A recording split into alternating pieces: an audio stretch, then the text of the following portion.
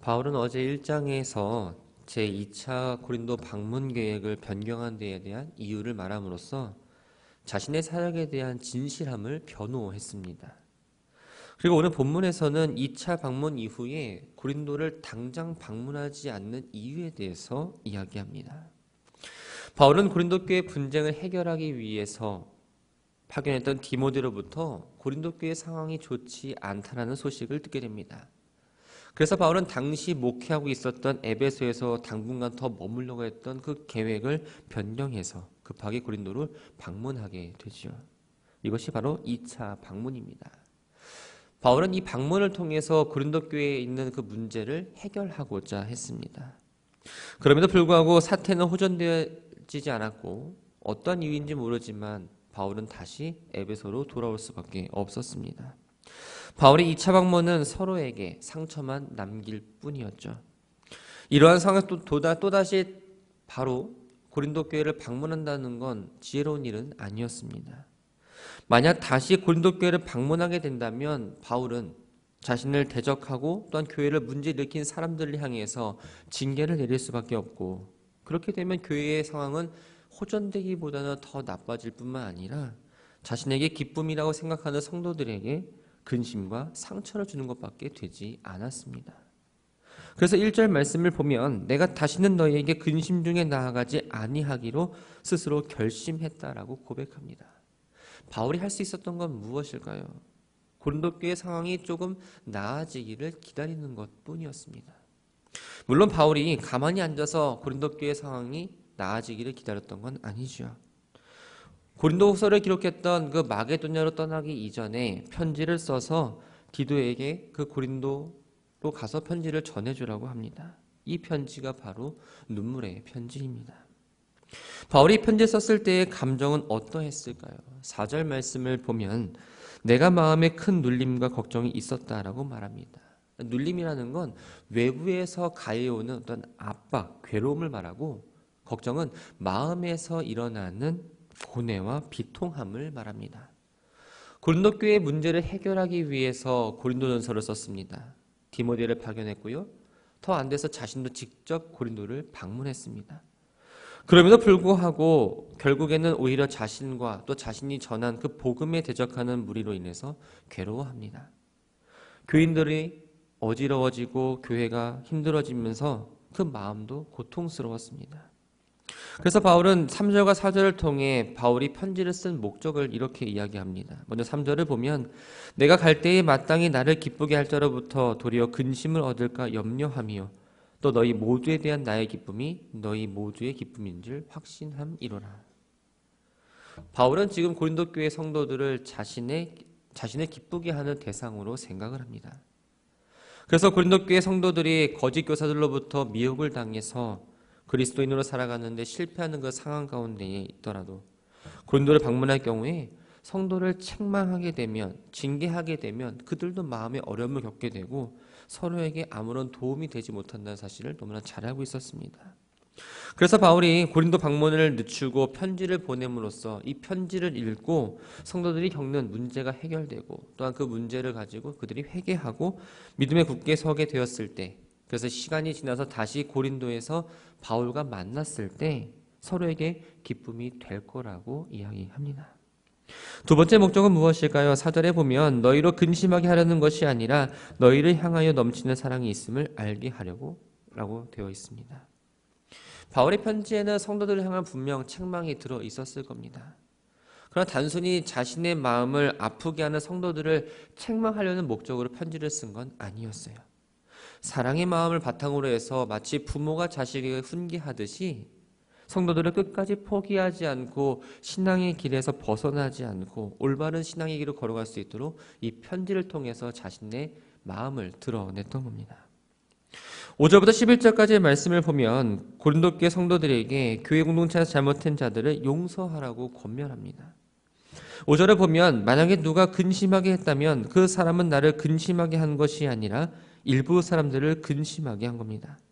너무 심한 말을 하지 않으려고 일부 사람이라 표현했지만 사실은 여러분 모두를 근심하게 한 거라고 말하고 있죠. 바울에게 대적하는 사람들뿐만 사람들은 바울뿐만 아니라 고린도 교회 성도들에게도 근심을 준 사람들입니다. 문제를 일으킨 사람들은 대부분 소수이죠. 대다수의 사람들은 바울의 입장을 따랐고 교회의 문제를 일으켰던 사람들은 소수의 사람들입니다. 6절에서 이러한 사람들은 많은 사람에게서 벌받는 것이 마땅하다라고 말합니다. 벌이라는 건 체벌을 의미하지만 본문의 내용과 이어서 보면 책망 혹은 비난을 말합니다. 이미 대다수의 사람들로부터 교회를 혼란스럽게 만드는 사람들이 비난을 받고 책망을 받고 혹은 징계를 받았다는 걸 말하죠.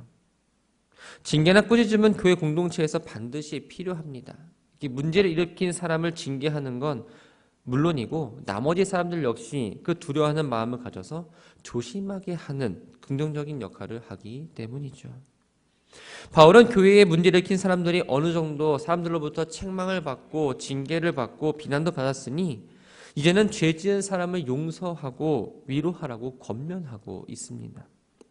용서하다라는 이 말은 본래 선물을 주다, 은혜를 베풀다라는 의미입니다. 하나님의 은총으로 우리의 죄가 완전히 씻김을 받는 것처럼 그 죄를 지은 사람에 대해서도 그 죄를 덮어주고 죄짓기 이전의 상태로 돌아가서 서로 교제하라는 의미입니다. 위로하다는 말은 격려하다는 의미를 갖고 있습니다. 바울은 문제를 일으키는 사람에 대해서 징계를 내리는 건 마땅하지만 그 사람이 용서받지 못한 것으로 인해서 상실하고 절망이 함으로 신앙의 길을 떠나거나 완전히 벗어나는 걸 바라지 않았습니다. 그래서 그 징계받은 사람들을 향해 용서하라고 지금 권면하고 있는 거죠. 공동체가 사랑을 보여주는 건 잘못을 저지르는 사람이 공동체로 복귀할 수 있도록 인정하는 것이고 잘못을 저지르는 사람은 그것을 통해서 공동체의 사랑을 확인할 수 있게 됩니다. 9절에 보면 바울은 눈물의 편지를 쓴 또 다른 목적을 이야기하고 있습니다. 너희가 범사에 순종하는지 그 증거를 알고자 하여 내가 이것을 너희에게 썼노라. 증거란 시험을 의미합니다. 본문에서는 그 시험의 결과를 말하고 있지요. 자신을 따르는 대다수의 고린도 교회 성도들이 자신의 사도적 권위에 대해서 인정하는지 혹은 인정하지 않는지를 용서하고 위로하라는 그 권면을 받아들이는지 안 받아들이는지로 확인하고자 했습니다. 바울이 기대하는 건 단순히 자신의 말에 복종하느냐 아니냐가 아닙니다. 바울의 말이 사도적 권위를 가진다는 의미에서 주님의 말씀에 대해서 순종하고 있는지 그렇지 않은지를 확인하는 것과 같았습니다. 즉 성도들의 자신들이 추구하는 그 사고방식과 생활방식을 과감하게 버리고 주님의 말씀에 순종하는지를 지금 기대하고 있는 거죠. 교회 공동체로부터 징계를 받은 사람에 대한 용서를 권면한 바울은 너희가 무슨 일이든지 누구를 용서하면 나도 그리하겠다라고 말합니다. 여기서 누구는 바로 죄를 지은 사람, 공동체 안에서 근심을 갖게 하는 사람을 말합니다. 바울은 죄를 지은 사람 또 공동체에서 무리를 일으킨 사람을 용서하는 그 주체는 바로 공동체에 속한 사람, 지금을 말하면 고린도 교회 성도들에게 있다라고 분명히 이야기합니다. 나도 그리하고라는 이 표현을 통해서 고린도 교회 성도들이 누군가를 용서하고 또한 그 사람의 지위를 회복하고 교회 공동체 일원으로 다시 받아들인다면 나 역시도 그렇게 하겠다라는 의지를 보여주고 있죠. 그런데 뒤에 보면 내가 만일 용서한 일이 있으면 용서한 그것은 너희를 위하여 그리스도 앞에서 한 것이라고 말합니다. 바울이 이렇게 말할 수 있었던 건 이미 바울은 그 사람을 용서했기 때문이에요. 그렇기 때문에 고린도 성도들에게도 그들이 회개하고 죄를 뉘우친다면 그들 그만 비난과 징계를 멈추고 용서해 주라고 권면할 수 있었습니다. 바울이 고린도 교회의 징계를 받고 회개를 한 사람을 용서하는 건 개인적으로 뭔가 불쌍해서 또한 긍휼함과 연민을 느껴서가 아닙니다. 그 사람과 화해해서 뭔가 불편한 감정을 해소하려고 한 것도 아닙니다. 하나님의 뜻이고 그리스도의 영광을 나타내기 위한 행위이기 때문에 자신도 용서한다고 이야기합니다. 11절에 보면 용서해야 하는 이유를 이야기하고 있습니다. 사탄에게 속지 않게 하려 함이라. 지나친 징벌로 인해서 한 사람이 낙심하게 되고 신앙을 저버리고 또한 교회가 사랑을 잊어버리고 평화를 버린다는 건 하나님이 원하시는 모습이 아닌 거죠.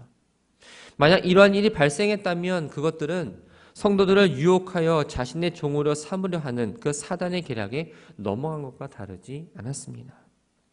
사단은 하나님과 비교할 수 없지만 인간의 마음 상태에 영향을 주는 존재입니다. 그래서 바울이 로마서나 에베소서를 보면 사단이 속이지 못하도록 늘 깨어 있을 걸 권면하고 있습니다. 용서는 무엇일까요? 바로 그리스도의 명령이자 그리스도인의 의무입니다. 용서하지 않는다는 건 내가 지금 사단에게 속고 있다는 것이고, 용서하지 못하는 사람은 결국 사탄의 함정에 벗어날 수 없습니다. 12절과 13절을 보면 드로아를 떠나 마게도냐에 도착하기까지의 그 과정을 바울이 회상을 하면서 자신의 사도직에 대한 그 인식과 자세에 대해서 이야기합니다. 12절을 보면 바울은 드로아에 갔을 때를 이야기하고 있습니다. 이때는 2차 전도 여행 때가 아니라 3차 전도 여행 가운데에 마게도냐를 거쳐 고린도로 다시 들어가는 길에 드로아를 들렸던 이야기입니다. 당시 바울은 에베소에서 당분간 좀 더 머물면서 복음을 전하려고 했습니다. 그런데 은세공업자 데메드리오 사건으로 인해서 급하게 에베소를 떠나 예정보다 빠르게 드로아로 갈 수밖에 없었습니다. 바울이 드로아를 방문한 목적은 눈물의 편지를 전달하러 고린도로 간 그 디도를 만나서 고린도의 소식을 듣고 싶었던 것이고, 또 하나는 드로아에서 복음을 전하고자 했습니다. 바울은 디도가 가져다 그 고린도 교회 성도들의 소식을 아주 초조하게 기다리고 있었죠. 기한된 시간이 다가옵니다. 그 시간에도 디도는 도착하지 못했습니다. 디도가 좀 늦게 도착하려고 하자 고린도 교회 상황이 좀 더 악화된 거 아닌가라는 그 염려와 어떤 불안감이 자리 잡았습니다. 디도가 결국 오지 못했죠. 그러자 바울은 더 이상 드로아에서 복음을 전할 수 없을 정도로 어떤 마음의 불안감이 있었습니다. 결국 바울은 드로아에서의 복음을 전할 기가 있음에도 불구하고 복음을 전하지 않고 마게도냐로 옮겨가죠. 14절부터는 갑자기 하나님께 대한 감사의 내용으로 바뀝니다. 14절을 보면 바울은 감사하는 이유를 설명하기 위해서 이기게 하신다, 또 냄새를 나타내게 하신다라는 표현을 사용합니다. 이기게 한다라는 이 말은 개선 행진으로 인도한다라는 의미가 담겨 있고, 냄새라는 건 좋은 냄새와 악취 모두를 포함하고 있습니다. 두 가지 표현은 오늘 본문에서 로마 장군의 개선 행진과 관련이 있습니다. 당시 로마 장군들이 전쟁에서 승리하고 돌아오게 되면 주피터 신전까지 행진하는 그 풍습이 있었습니다. 승리를 기념하기 위해서 희생 제물을 바쳤고 향을 피웠는데 그 향내가 온 거리를 진동하면서 사람들은 개선 행진을 하고 있구나라는 걸 알 수 있었습니다. 바울은 이러한 풍습에 빗대어서 여러 곤경과 어려움 가운데에서도 복음이 전파되고 또한 그리스도의 지식이 널리 퍼지게 된 건 하나님께서 하신 일이고 그 일에 자신이 쓰임받은 것에 대해서 지금 감사함을 표현하고 있는 거죠. 15절을 보면 바울은 자신과 같이 그리스도의 복음을 전하는 사람을 그리스도의 향기라고 이야기합니다. 그러면서 어떤 사람에게는 죽음에 이르게 하는 죽음의 냄새이나 어떤 사람들에게는 생명에 이르게 하는 냄새라고 이야기합니다. 앞서 말씀드린 대로 향을 피우면은 로마 시민들이 개선 행진을 하는 걸로 알고 있다고 말씀드렸습니다. 그런데 이 냄새는 두 가지 의미가 있습니다. 로마 시민들에게는 전쟁에 승리한 것에 대한 기쁨의 냄새였고, 또한 포로로 잡혀온 사람들에게는 슬픔과 죽음을 의미했습니다. 희생제물을 바치고 나면 그 포로 가운데의 수장인 우두머리는 사형에 처해집니다. 나머지 사람들은 목숨을 보존했다 할지라도 노예로서 마치 죽은 척하며 살아야 될 정도로 힘든 삶을 살았죠.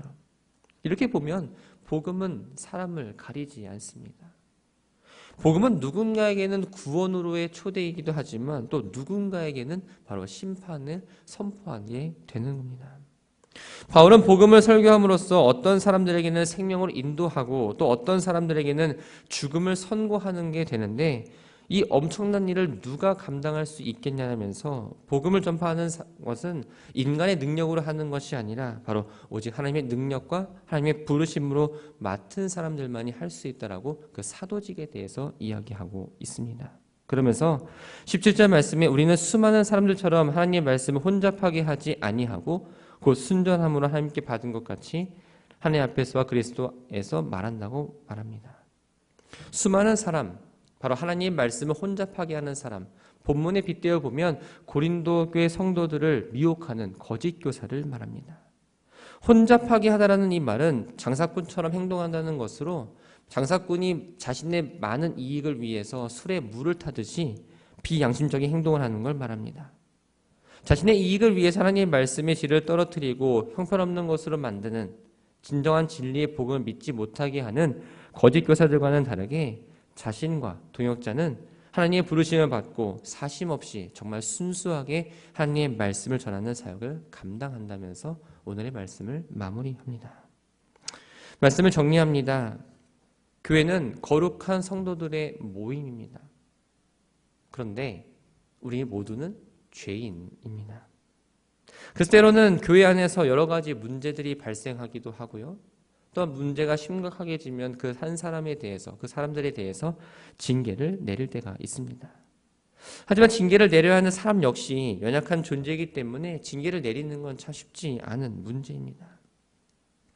교회 안에서 징계를 내리는 목적은 무엇일까요? 누군가를 정죄하기 위해서 징계를 내리는 건 아닙니다.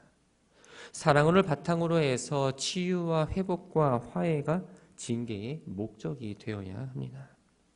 하나님은 교회 지체들이 분리되거나 나뉘는 것을 원하지 않으십니다. 하나로 연합되기를 원하시고 그 하나가 되는 건 바로 그 교회 공동체의 힘이 되고 능력이 됩니다. 그렇기 때문에 바울은 징계를 받아서 회개한 형제들을 용서하고 다시 관계를 회복해서 공동체 안으로 들어와 모두가 회복과 연합이 되기를 바라고 있었습니다. 우리는 주 안에서 하나라고 이야기합니다. 때로는 교회 안에 주님 안에 형제 자매라고 이야기하죠. 주 안에서 하나가 되려면 때로는 징계와 벌도 필요하겠지만 또 용서와 화해와 또한 연합도 필요합니다. 사랑은 성령의 열매입니다. 동시에 은사이며 우리에게 주어진 그리스도의 의무, 큰 계명입니다. 다른 사람을 향한 마음의 장벽을 하나하나 무너뜨릴 때 누군가를 용서할 수 있습니다. 누군가를 원망하지 않을 수 있고요. 누군가를 바라볼 때 차가운 시선이 아니라 따뜻한 시선으로 바라봐 줄 수 있습니다. 그 용서를 못한다면 주님으로 받은 우리의 사랑을 기억했으면 합니다. 용서받을 수 없는 존재임에도 우리는 용서를 받았습니다. 받은 용서를 이제 우리는 다른 사람을 향해 용서할 수 있어야 됩니다. 서로 용납함으로 관계가 회복되고 하나됨을 만들어가는 데에 우리가 한 걸음 또한 한 손을 내미는 모든 성도들 되기를 주님의 이름으로 부탁드립니다.